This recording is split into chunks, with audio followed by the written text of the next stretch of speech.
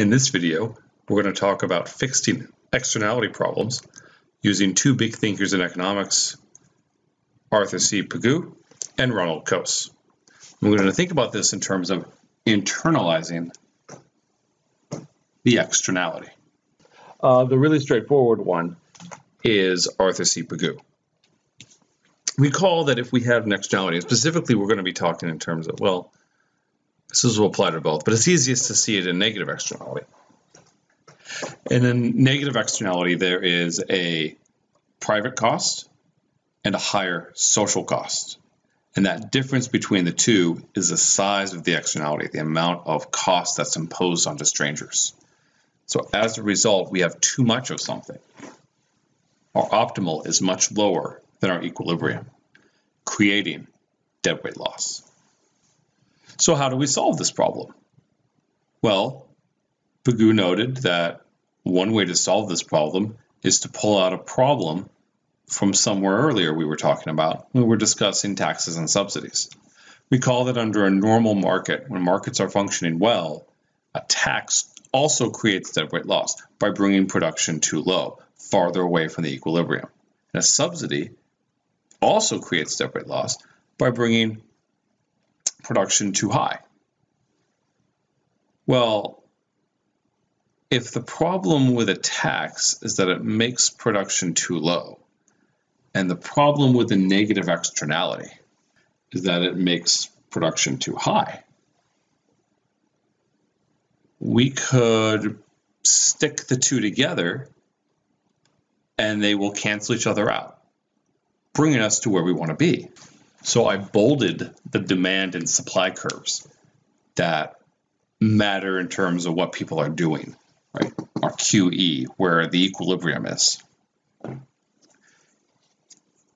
If we create a tax equal to the size of the externality and wedge that tax, kids. If we create a tax equal to the size of the externality, the difference between the private supply curve and the social supply curve, then we will bring the quantity to where it needs to be, to the optimal. Right? And rather than this tax creating deadweight loss, it will remove deadweight loss, because what people will naturally do will be in line with what we want them to do. Conversations about global warming are often, from the economist perspective, when we think about global warming, which is a huge problem, the economist's answer is a tax, specifically a carbon tax.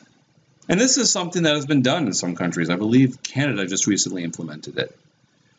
And it's what a lot of economists think would be the best way to solve global warming, because you don't tell people how they should adapt. You don't inform people you are going to install solar panels, or you are going to walk more, or you're going to all drive electric vehicles. Because what's best for different people changes. What's best for you may not be best for me. And so by just telling people to pay more for that carbon that they're releasing in the atmosphere, to internalize that externality, to make them care about the harm they're doing to others, people can figure out how to adapt. Not just people, too, companies can figure out how to adapt in a way that best suits them. And for some companies, where the benefit is very, very high, that there's really only one way to do this, that maybe it's just like, like I've said before, we don't necessarily want to eliminate all pollution, and some pollution might be worth doing. A positive externality works the same way, but opposite. Positive externalities have this issue of too little is provided. Subsidies have an issue of they make too much of something. So let's just stick these two together and the problem cancels each other out. Let's just apply a subsidy equal to the size of the positive externality, that difference between the private demand curve and the social demand curve. And by putting in that difference, you then scoot that equilibrium from being too low to being just the right amount. and you eliminate the dead weight loss rather than create it. So these are arguments for why we should make vaccinations free, because, or at least a lot cheaper, subsidized heavily, a lot cheaper, because we want people to do more of it, and they're not considering the full benefits of them doing it when they decide to get a vaccine. So maybe we should pay people to do vaccines. Right? Pay them to do that. Right? We'll go even farther. We need to make people internalize the externality for taxes. And so we should create that carbon tax. Note that from something that I said earlier, removing a externality, removing a negative externality is not a positive externality. So this does not necessarily say we should be subsidizing one particular way to solve global warming, like subsidizing electric vehicles or subsidizing hybrids, as a lot of people do, as a lot of states and countries do. Because that's picking winners. That's telling people how to solve global warming, how the best way. And the best way is going to differ from people to people, and you might get unintended consequences. You might discourage walking because you're subsidizing hybrids. Hybrids are not a positive externality. Hybrids just have less of a negative externality. Now, the problem with this analysis, the challenge of this analysis, of this approach, is that it's hard to figure out exactly how big these externalities are. The whole point, for example, of a proper tax on carbon is you have to know the social cost of carbon. And this is something that the government estimates, but it's subject to interpretation. You know, when we talk about the social cost of carbon, we're talking about problems that might not occur for decades. How do you quantify that? And if it's far enough in the future, you have to do what we call a discount rate. And we have to, a death now is a bigger deal than a death in 20 or 30 years. So you have to make those adjustments. Those are subject to interpretation. So it's a fair argument to say, this is not a perfect solution. It's not a perfect solution. It's hard to do. At the same time, even a lowball estimate is better than what we have now, which is nothing. This is an important area where economists disagree with the public. People think to solve global warming, you need all these massive, elaborate plans, all these details to change every aspect of a person's life in a micromanaged way. I want to say, hold on, that there is wisdom in people figuring out how best to solve the problems. Let's instead internalize the externality. Carbon tax. Done. Sometimes economists will also say, we also should probably deregulate nuclear power plants, because nuclear power is a really great way to combat global warming. But as far as the economic side, this negative externality combated with a Pigouvian tax, this does the job. Solved. Not to sound arrogant, but so this was the way to solve externalities for a long time. The Pigouvian approach, until another economist came along, Ronald Coase. Ronald Coase is one of the best economists that have ever lived. Usually when an economist wins a Nobel Prize, they win it for a large body of work. Ronald Coase won the Nobel Prize for basically a handful of papers. Some say just as few as 2. And that sounds like, he was really lazy. It's like, no, these papers were so important. Like that's really amazing to win a Nobel Prize based on just a couple of papers. These are very important papers. And one of them is one we're talking about today, the Coase Theorem. Ronald Coase noted that negative externalities seem like this inherent problem, but what if they're not? What if they're really opportunities? I'll give you an everyday example. When 2 companies are in a legal battle, sometimes they go to court and they have a jury sort out the problem, or a judge sort out the problem at a bench trial. But often they settle. Often these companies or these private interests, rather than going in front of the court, make a mutually agreement. One side pays the other side, and then they both go their separate way. And they don't need the court system at all. Right? In other words, one company created a problem for another company, or one party created a problem for another party. And rather than some third entity telling who's right and who's wrong, they found a way to bargain out of it. And that's what the Coase Theorem is. When we see externality problems, Rather than think of them as problems, what if we reframe it as a potential for a trade, a potential to bargain the problem away? So consider two neighbors. I'm going to call them Andy and Ben. Andy is loud, and Ben likes it quiet. Andy is externalizing a cost onto Ben. Maybe Andy likes playing loud music. Maybe he plays his movies really loud. Maybe he gets in loud arguments with people, or just likes to sing really loudly, possibly badly. The point is, it's noisy. Ordinarily, economists will say, well, that's a problem. I guess Ben should move or just deal with it. And it's sad. But Coase said, no, wait, this is an opportunity. Let's imagine that Andy likes screaming so much, he'd pay $30. Like, that's his value. And Ben likes quiet so much, he'd pay $50 to have things be quiet. Now, optimally, then what should happen? Well, if one person values something at 30 and the other person values not that thing or the lack of that thing at 50, then clearly we should have a system where there's no loudness. Benefits of loudness exceed its costs. If all we have to do is establish property rights and low transaction costs. So if it's very clear who has the right to what, does Andy have the right to being loud? Or does Ben have the right to quiet? And if it's easy for them to talk to one another, like they don't hate each other or whatever, they know each other, whatever it is, it's easy for them to talk to each other, then that's all the government needs to do. And bargaining will take care of the rest. Sign property rights and have low transaction costs. To give you an idea of what I mean by this, let's imagine that by law, people are allowed to make as much noise as they want. Let's imagine A has the right to make noise. That's a freedom of expression or something like that.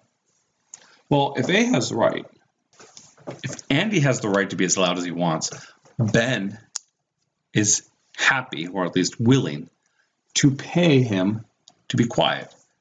Ben values quiet at $50. Andy values being loud at $30. Ben can pay him $30 or $31 to make sure he complies. And there's an opportunity for trade. I will pay you to be quiet. Andy shuts up. Ben is happy. Right? We get the quiet result, which is notably, again, what we wanted. Now imagine instead, Ben has the right to quiet. Like Andy's sound waves are interfering with Ben's private space. That's a violation of private property, essentially, is maybe what the law or what courts or what someone said at some point.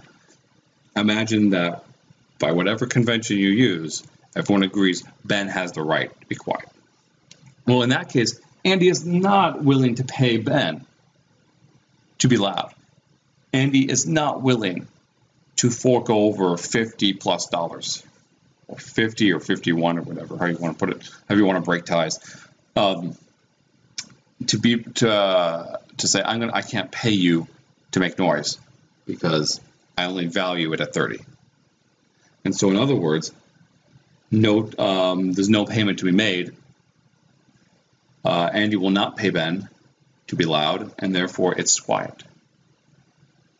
Appreciate that no matter who had the right, we got the same result. And that result was the optimal result. That result was quiet. That's the Coase Theorem. If transaction costs are low and property rights are defined, if transaction costs are low and property rights are clearly defined, then externalities do not create market failures. We call a market failure is when individuals fail to achieve the optimal result.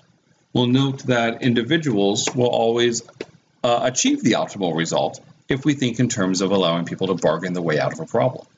If we're thinking in terms of allowing people to settle out of court, for example.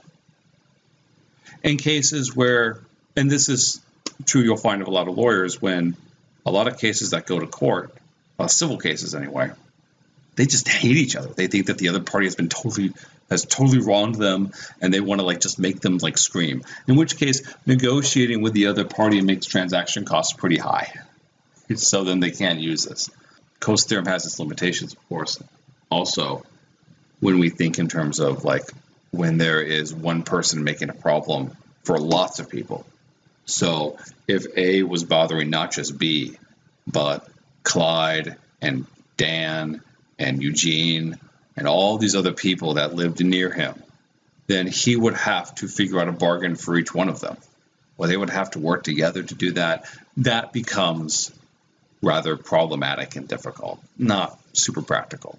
But when there's low transaction costs, when there's only two parties often, and they respect each other, and we can figure out who has the right to what, then that's a possibility for a bargain. That's a possibility for a Coasean solution. And thus, the problem goes away. It applies to positive externalities too, right?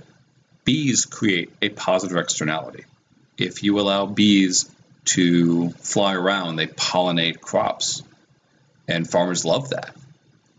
And so there's actually a market, right? And so you say, oh, well, then there's not enough bees in the world as a result of this, right? There's no incentive to provide bees. But markets have solved this problem because people who have bees, who take care of bees, are actually hired by farmers to send their bees to their farm to pollinate crops. This is something that beekeepers do, right? In addition to selling honey, beekeepers also essentially sell the service of their bees, right? But it's this interesting story because beekeepers like it too, right? Because beekeepers want their bees to be happy, and they want the pollen, and they want to be able to have the bees make honey, and they need that in order to do that. They need the nectar, for the bees to make the honey. So it's this interesting story of both parties benefit, and the question is who really should be paying whom, right? We could easily imagine that beekeepers pay farmers to be able to go to their fields to send their bees out, and the pollination of the crops is just a nice thing that the farmers get. But it turns out the farmers like this so much they actually pay the beekeepers.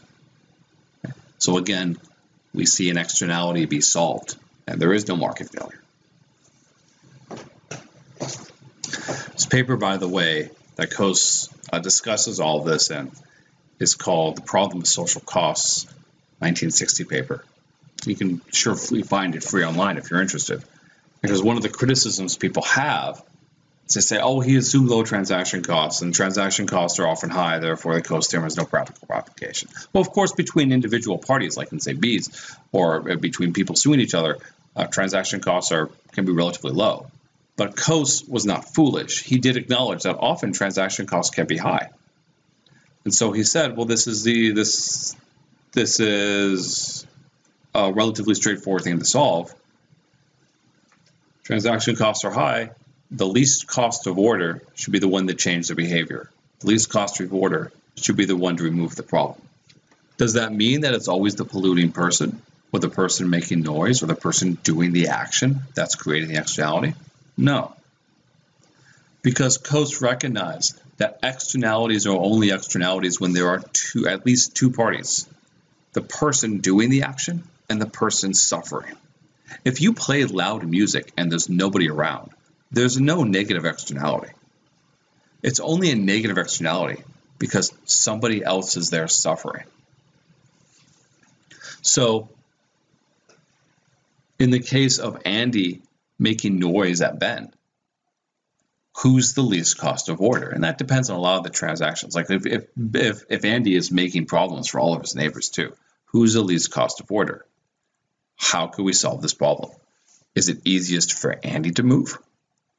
Maybe. Is it easiest for everyone else to move?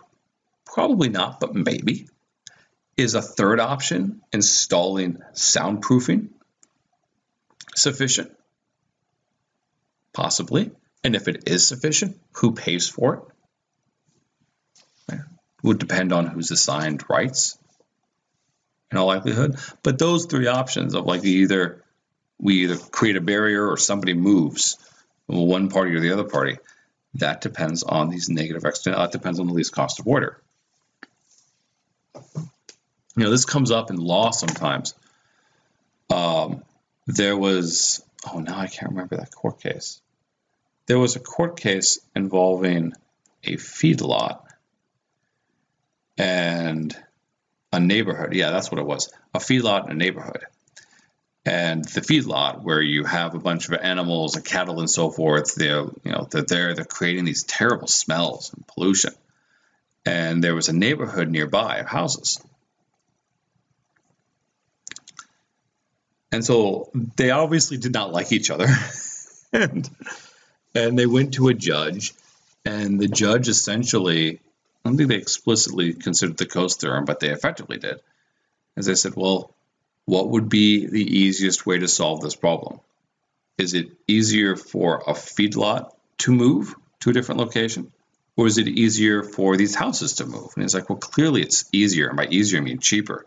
It's cheaper for the feedlot to move. The feedlot is just this big empty dirt bowl, right, with a couple of maybe small structures that are relatively easy to take down. It's a lot more expensive to tear down houses and rebuild them somewhere else. And so the court said, the feedlot, you're going to have to move, right? Not because the neighbors have some inherent right to a lack of smell, but because it's cheaper to move the feedlot than it is to move the neighborhood, right? They couldn't bargain. How do you bargain with all these individual neighbors? So you go with the least cost of order.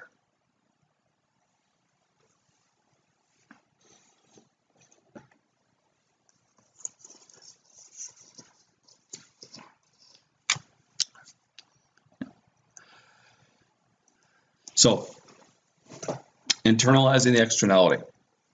Two basic ways to do it.